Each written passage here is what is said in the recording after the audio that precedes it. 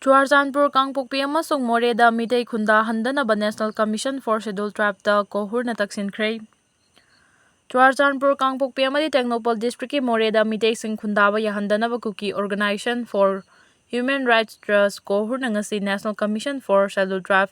NCST gi Chairman da Aiba Cherol ama thaduna taksinkhre. Kohur gi Chairman S Benjamin Mote na khuyek piduna cherol adu thakibani. Benjamin Mote kumja 2019 की लोक सभा मिखल दा outer Manipur parliamentary constituency दा BJP की Mire फोइन मिखल थेंगनखिबनी. Benjamin माटे न खुएकपी दुना national commission for schedule tribe की चेयरमैन थाखिबा चेरोल अदुदा मणिपुर की चिंगे डिस्ट्रिक्ट सिंग मरु ओइना चुरचांदपुर कांगपोकपी अमसुंग मोरे असि ट्राइबल मियाम की लम ओइरिबनी. अदुबु नॉन ट्राइबल ओइरिबा मितै सिंगना हाइबा मफम सिंगदा आइन कायना चंगसिलक्तुना खुंदा लेता सिलक्लिबा सि खुदक्ता याहनबीदना थबक लौखटपियो हाइरि. Cherosin hai Indian Constitution da tribal gilam da Attoppa sing changba amadi lam khopchilakpada thingba piduna scheduled tribes singi socio-cultural identity, customary rights amadi economic security bu preserve tawribani. Manipur asi manga suba schedule gi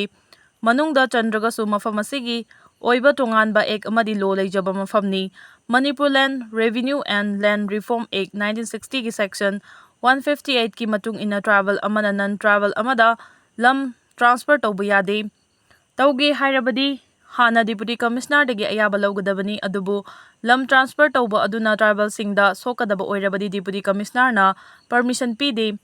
provision सेगी मतुंग इना अखनबा permission अमा यावद्रबदी tribal गी लमदा tribal नतना हाइबदी शेड्यूल ट्राइब नतबा मितैना लैबदा अथिंगबा पीरी.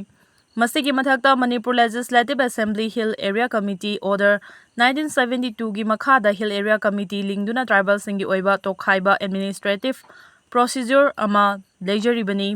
मणिपुर असि मंगा सुबा शेड्यूल दा चंद्रबसु कॉन्स्टिट्यूशन की आर्टिकल 46 ता शेड्यूल ट्राइब की अखनबा प्रोटेक्शन पीनबा वाफम पल्ली.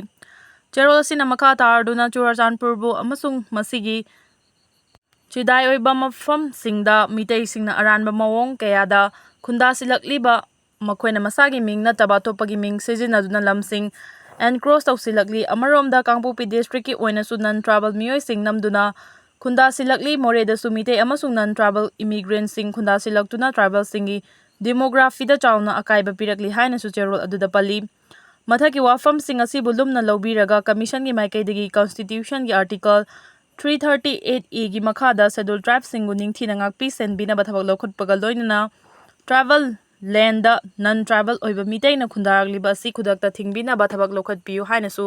National commission for schedule tribe की चेयरमैन की पुकनिंग चिंगसिले. ईरान की सुप्रीम लीडर खामेनेई ने यूएस के प्रेसिडेंट डोनाल्ड ट्रम्प ता सिंगनबा वाफम फोंदोखरे. ईरान की supreme leader Ayatollah Ali Khamenei ना हंदक तलेबा अदुगी न्यूक्लियर फैसिलिटी सिंग द यूएसए ना चथरकिबा स्ट्राइक सिंग अदुगी मतुंग दा प्रेसिडेंट डोनाल्ड ट्रम्प सिंगनबा वाफम सिंग फोंदोलादुना अचुंबा लोसिलगा थम्मी हाइक्रे. ट्रम्प ना ईरान की न्यूक्लियर साइट सिंग अदु मथौ तहनबा यादबा मवोंगदा थुगाइरे हाइना क्लेम तौरखिबा अमसुंग अयातोला अली की पुंसीबु हंदक की ईरान इजराइल कॉन्फ्लिक्ट असिदा महांगना कनबीरबनी हाइबा वाफम थमलखिबा अदुगी पाउखुमदा खामेनेईना महाकी official social media post Trump की वाफम सिंग अदु तारबा मियोय सिंगना करिगुंबा खरादी लोतुना थमली. अचुंबा अदुदी मियामदा उथोक्ते लोइनना मखोइना पामलंबा थवोंग अदुमक यौबा ngamkhide haiba adu phongdokjarabani. नुमित 22 चुपना इजराइल अमसुंग ईरान लान चथनखिबा अदुदा यूएसए याउसेंदुना ईरान की न्यूक्लियर साइट सिंग अदु मखोइगी बॉम्बर सिंगना थुगाइखिबनी. मधुगी पाउखुमोइना ईरान मिडल ईस्ट यूएसए की ख्वाइदगी चावबा यूएसए की एयरबेस ओइरिबा अलुडेचा चथखिबा अटैक अदुनासु यूएसए की माइकैदगी सिजफायर यामना थुना लाउथोरकपगी मचाक अमा ओइखि. नॉर्थ कोरिया की लुचिंगबा किम जोंग उन मरी फगलकलिबा रशिया की कल्चर मिनिस्टर गा उनाखरे. नॉर्थ कोरिया की लुचिंगबा किम जोंग उन ममांगदा लैरंबा मरीदगी हेना फगलकलबा रशिया लेबा की कल्चर मिनिस्टर ओल्गा लुबिमोवागा उनादुना लेबाक अनिगी मरक्ता अहेंदा मरी थमननबगी वाफम कया खन्ना नैनख्रे हाइना लेबा अदुना चलाइबा मीडिया रिपोर्ट अमना ngasi फोंदोरखली. मिफम अदु कोरिया की सेंट्रल कमिटी की वर्कर्स पार्टी की हेडक्वार्टर दा ngarang pangthokibani. मदुदा नॉर्थ कोरिया दा लरिबा रशिया की एम्बेसडर अलेक्जेंडर मेसेगोरासु याउखि हाइना ऑफिशियल ओइबा न्यूज एजेंसी की रिपोर्ट ना फोंदोरखली. रशिया के मिनिस्टर लुबिमोवाना डेलीगेशन अदुबु लुचिंगदुना लेबा अनिना कॉम्प्रिहेंसिव स्ट्रेटेजिक पार्टनरशिप की चही अमा मपुंग फारकपा सिटी अदुबु निंगसिंगबा ओइना लाखिबनी. नॉर्थ कोरिया की माइकैदगी ट्रीटी अदुगी मतुंग इन्ना रशिया ना यूक्रेन दा ꯂꯥꯟ ꯊꯦꯡꯅꯕ ꯃꯇꯝꯗ ꯃꯈꯣꯏꯒꯤ ꯂꯥꯟꯃꯤ ꯀꯌꯥ ꯑꯃꯗꯤ ꯈꯨꯠꯂꯥꯏ ꯀꯌꯥ ꯄꯤꯗꯨꯅ ꯃꯇꯦꯡ ꯄꯥꯡꯂꯤꯕꯅꯤ꯫ ꯀꯤꯝ ꯖꯣꯡ ꯎꯟꯅ ꯐꯣꯡꯗꯣꯛꯈꯤꯕꯗ ꯃꯤꯂꯤꯇꯔꯤꯒꯤ ꯍꯤꯔꯝ ꯈꯛꯇ ꯅꯠꯇꯅ ꯑꯇꯣꯞꯄ ꯍꯤꯔꯝ ꯀꯌꯥꯗꯁꯨ ꯅꯣꯡꯃ ꯅꯣꯡꯃꯒꯤ ꯄꯥꯛꯊꯣꯛ ꯆꯥꯎꯊꯣꯛꯄ ꯉꯝꯂꯛꯂꯤ ꯍꯥꯏꯅ ꯊꯝꯈꯤ꯫ ꯃꯁꯤꯗ ꯀꯜꯆꯔꯒꯤ ꯁꯦꯛꯇꯔꯅ ꯃꯔꯤ ꯑꯁꯤꯕꯨ ꯂꯝꯖꯤꯡꯕꯒꯤ ꯌꯥꯝꯅ ꯃꯔꯨꯑꯣꯏꯕ ꯊꯧꯗꯥꯡ ꯑꯗꯨ ꯂꯧꯔꯤꯕꯅꯤ꯫ ꯔꯁꯤꯌꯥꯒꯤ ꯃꯤꯅꯤꯁꯇꯔꯒꯤ ꯈꯣꯡꯆꯠ ꯑꯗꯨ ꯅꯣꯔꯊ ꯀꯣꯔꯤꯌꯥꯒ ꯂꯩꯅꯔꯤꯕ ꯃꯔꯤ ꯑꯁꯤ ꯃꯌꯦꯛ ꯁꯦꯡꯂꯕ ꯃꯇꯝꯗ ꯑꯣꯏꯈꯤ꯫ ꯁꯛꯈꯪꯗꯕꯁꯤꯡꯒꯤ ꯑꯦꯝꯕꯨꯁꯇ ꯀꯦꯅꯣꯒꯤ ꯃꯀꯣꯛ ꯊꯣꯡꯕ ꯂꯨꯆꯤꯡꯕ ꯌꯥꯎꯅ ꯃꯤꯑꯣꯏ 4 ꯁꯤꯔꯦ꯫ ꯂꯩꯈꯤꯗ꯭ꯔꯕꯁꯤꯡꯒꯤ ꯃꯤꯆꯪꯗ ꯂꯦꯞꯇꯨꯅ ꯏꯔꯥꯡ ꯁꯥꯒꯠꯄ ꯌꯥꯔꯣꯏ꯫ UKNA ꯆꯨꯔꯆꯥꯟꯄꯨꯔ ꯗꯤꯁꯇ꯭ꯔꯤꯛꯀꯤ ꯃꯣꯡꯖꯥꯡ ꯚꯤꯂꯦꯖ ꯃꯅꯥꯛꯇ ꯉꯁꯤ ꯅꯨꯃꯤꯠ ꯌꯨꯡꯕ ꯃꯇꯨꯡ ꯁꯛꯈꯪꯗꯕꯁꯤꯡꯅ ꯆꯠꯊꯔꯛꯄ ꯑꯦꯝꯕꯨꯁꯇ ꯀꯨꯀꯤ ꯅꯦꯁꯅꯦꯜ ꯑꯣꯔꯒꯅꯥꯏꯖꯦꯁꯟ ꯀꯦꯅꯣꯒꯤ ꯁꯦꯅꯤꯌꯔ ꯂꯤꯗꯔ ꯌꯥꯎꯅ ꯃꯤꯑꯣꯏ 4 ꯁꯤꯔꯦ꯫ ꯑꯃꯔꯣꯝꯗ ꯉꯁꯤ ꯆꯠꯊꯈꯤꯕ ꯑꯦꯝꯕꯨꯁ ꯑꯗꯨ ꯌꯨꯅꯥꯏꯇꯦꯗ ꯀꯨꯀꯤ ꯅꯦꯁꯅꯦꯜ ꯑꯥꯔꯃꯤ UKNAꯅ ꯆꯠꯊꯕꯅꯤ ꯍꯥꯏꯅ ꯀ꯭ꯂꯦꯝ ꯇꯧꯔꯛꯈ꯭ꯔꯦ꯫ ꯄꯨꯂꯤꯁꯇꯒꯤ ꯐꯪꯕ ꯄꯥꯎꯒꯤ ꯃꯇꯨꯡ ꯏꯟꯅ ꯆꯨꯔꯆꯥꯟꯄꯨꯔ ꯇꯥꯎꯟꯗꯒꯤ ꯀꯤꯂꯣꯃꯤꯇꯔ 10 ꯔꯣꯝ ꯂꯥꯞꯅ ꯂꯩꯕ ꯃꯣꯡꯖꯥꯡ ꯚꯤꯂꯦꯖ ꯃꯅꯥꯛ ꯖꯦꯁꯥꯃꯤ ꯂꯝꯕꯤꯗ ꯉꯁꯤ ꯅꯨꯡꯊꯤꯜ ꯄꯨꯡ 3 ꯔꯣꯝ ꯇꯥꯕꯗ ꯍꯥꯟꯅ ꯂꯨꯝꯗꯨꯅ ꯂꯩꯔꯝꯕ ꯁꯛꯈꯪꯗꯕꯁꯤꯡꯅ ꯀꯦꯅꯣꯒꯤ ꯂꯨꯆꯤꯡꯕ ꯌꯥꯎꯅ ꯄꯨꯟꯅ ꯀꯦꯗꯔ 3 ꯀꯥꯔ ꯑꯃꯗ ꯂꯥꯛꯄꯗ ꯑꯇꯠ ꯑꯈꯝ ꯂꯩꯇꯅ ꯅꯣꯡꯃꯩ ꯀꯥꯞꯁꯤꯜꯂꯛꯄꯗꯒꯤ ꯃꯈꯣꯏ ꯑꯍꯨꯝꯃꯛ ꯃꯀꯣꯛꯇ ꯄꯥꯟꯗꯨꯅ ꯀꯥꯔ ꯃꯅꯨꯡꯗ ꯈꯨꯗꯛꯇ ꯁꯤꯈꯤꯕꯅꯤ꯫ ꯑꯗꯨꯒ ꯃꯅꯥꯛ ꯅꯛꯅ ꯂꯝꯕꯤ ꯑꯗꯨꯗ ꯆꯠꯂꯝꯕ ꯀꯨꯀꯤ ꯅꯨꯄꯤ ꯑꯃꯅ ꯍꯥꯏꯗꯣꯔꯛꯄ ꯅꯣꯡꯃꯩ ꯃꯔꯨꯅ ꯄꯥꯟꯕꯗꯒꯤ ꯍꯣꯁꯄꯤꯇꯥꯜꯗ ꯄꯨꯈꯠꯂꯕ ꯃꯇꯨꯡ ꯑꯁꯣꯛꯄꯅ ꯃꯔꯝ ꯑꯣꯏꯗꯨꯅ ꯂꯩꯈꯤꯗꯕꯅꯤ꯫ ꯑꯦꯝꯕꯨꯁꯇ ꯁꯤꯈꯤꯕ ꯑꯗꯨꯗ ꯀꯨꯀꯤ ꯅꯦꯁꯅꯦꯜ ꯑꯥꯔꯃꯤ KNAꯒꯤ ꯄꯣꯂꯤꯇꯤꯀꯦꯜ ꯋꯤꯡ ꯑꯣꯏꯔꯤꯕ ꯀꯦꯅꯣꯒꯤ ꯗꯤꯄꯨꯇꯤ ꯀꯃꯤꯁꯅꯔ ꯏꯟ ꯆꯤꯐ ꯑꯣꯏꯕ ꯃꯌꯥꯝꯅ ꯊꯦꯟꯈꯣꯊꯥꯡ ꯅꯠꯇ꯭ꯔꯒ ꯊꯥꯄꯤ ꯍꯥꯏꯅ ꯈꯪꯅꯕ ꯊꯥꯡꯕꯣꯏ ꯍꯥꯎꯀꯤꯞ ꯑꯦꯂꯥꯏꯁ ꯊꯥꯄꯤ ꯍꯥꯎꯀꯤꯞ 99, ꯁꯥꯏꯈꯣꯒꯤꯟ 33 ꯂꯩꯐꯝ ꯇꯩꯁꯥꯡ ꯆꯨꯔꯆꯥꯟꯄꯨꯔ, ꯂꯦꯟꯒꯧꯍꯥꯎ 35 ꯂꯩꯐꯝ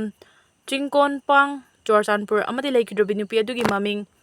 ꯐꯜꯍꯤꯡ 62 ꯂꯩꯐꯝ ꯀꯣꯏꯇꯦ ꯆꯨꯔꯆꯥꯟꯄꯨꯔꯗꯒꯤꯅꯤ꯫ ꯊꯧꯗꯣꯛ ꯊꯣꯛꯐꯝꯗ ꯂꯣꯀꯦꯜ ꯄꯨꯂꯤꯁ ꯀꯥꯡꯕꯨ ꯑꯃ ꯆꯪꯁꯤꯜꯂꯛꯇꯅ ꯑꯀꯣꯏꯕ ꯃꯐꯝꯁꯤꯡꯗ ꯌꯦꯡꯁꯤꯟꯕꯒ ꯂꯣꯏꯅꯅ ꯀꯥꯞꯊꯣꯛꯈ꯭ꯔꯕ ꯅꯣꯡꯃꯩ ꯃꯔꯨꯒꯤ ꯇꯣꯛꯅꯤꯡꯁꯤꯡ ꯐꯪꯕ ꯉꯝꯈꯤ꯫ ꯂꯩꯈꯤꯗ꯭ꯔꯕ ꯃꯤꯑꯣꯏꯁꯤꯡꯒꯤ ꯍꯛꯆꯥꯡ ꯆꯨꯔꯆꯥꯟꯄꯨꯔ ꯗꯤꯁꯇ꯭ꯔꯤꯛ ꯍꯣꯁꯄꯤꯇꯥꯜꯒ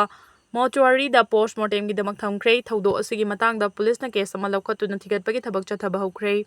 ꯑꯇꯣꯞꯄ ꯄꯥꯎꯒꯤ ꯂꯤꯈꯨꯟ ꯑꯃꯒꯤ ꯃꯇꯨꯡ ꯏꯟꯅ ꯂꯩꯈꯤꯗ꯭ꯔꯕ ꯊꯥꯡꯕꯣꯏ ꯍꯥꯎꯀꯤꯞ ꯃꯣꯔꯦꯗ ꯂꯩꯔꯤꯕ ꯀꯃꯥꯟꯗꯣꯁꯤꯡꯗ ꯑꯦꯇꯦꯛ ꯆꯠꯊꯕꯒꯤ ꯊꯧꯗꯣꯛꯁꯤꯡꯒꯤ ꯃꯥꯁꯇꯔꯃꯥꯏꯟ ꯑꯣꯏꯕ ꯃꯤꯑꯣꯏ 3ꯒꯤ ꯃꯅꯨꯡꯗ ꯃꯍꯥꯛꯁꯨ ꯑꯃꯅꯤ ꯍꯥꯏꯔꯤ꯫ ꯀꯨꯀꯤꯖꯣ ꯑꯟꯗꯔꯒ꯭ꯔꯥꯎꯟꯗ ꯑꯣꯔꯒꯅꯥꯏꯖꯦꯁꯟ 15ꯒ ꯒꯚꯔꯟꯃꯦꯟꯠ ꯑꯣꯐ ꯏꯟꯗꯤꯌꯥꯗ ꯁꯁꯄꯦꯟꯁꯟ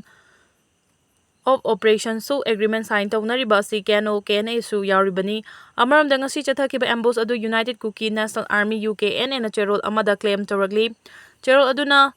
ꯇꯦꯟꯈꯣꯊꯥꯡ ꯊꯥꯄꯤ ꯑꯃꯁꯨꯡ ꯃꯍꯥꯛꯀ ꯂꯣꯏꯅꯔꯛꯄ ꯃꯤꯑꯣꯏ 2 ꯑꯗꯨ ꯂꯨꯞ ꯑꯁꯤꯅ ꯁꯤꯕꯒꯤ ꯆꯩꯔꯥꯛ ꯄꯤꯈꯤꯕꯅꯤ꯫ ꯊꯥꯄꯤ ꯍꯥꯏꯔꯤꯕ ꯃꯤꯑꯣꯏ ꯑꯁꯤꯅ UKNAꯒꯤ ꯀꯦꯗꯔ ꯇꯥꯃꯤꯟ ꯍꯟꯇꯔ ꯀꯧꯕ ꯅꯍꯥ ꯑꯃ ꯌꯥꯝꯅ ꯅꯨꯡꯁꯤ ꯍꯩꯇꯅ ꯍꯥꯠꯄꯒ ꯂꯣꯏꯅꯅ ꯂꯨꯞ ꯑꯁꯤꯒꯤ PR ꯑꯣꯏꯕ ꯁꯠꯈꯣꯍꯥꯎꯁꯨ ꯃꯍꯥꯛꯅ ꯇꯝꯊꯤꯅ ꯍꯥꯠꯈꯤ꯫ ꯃꯁꯤꯗ ꯅꯠꯇꯅ ꯃꯍꯥꯛꯅ ꯀꯨꯀꯤ ꯅꯨꯄꯥ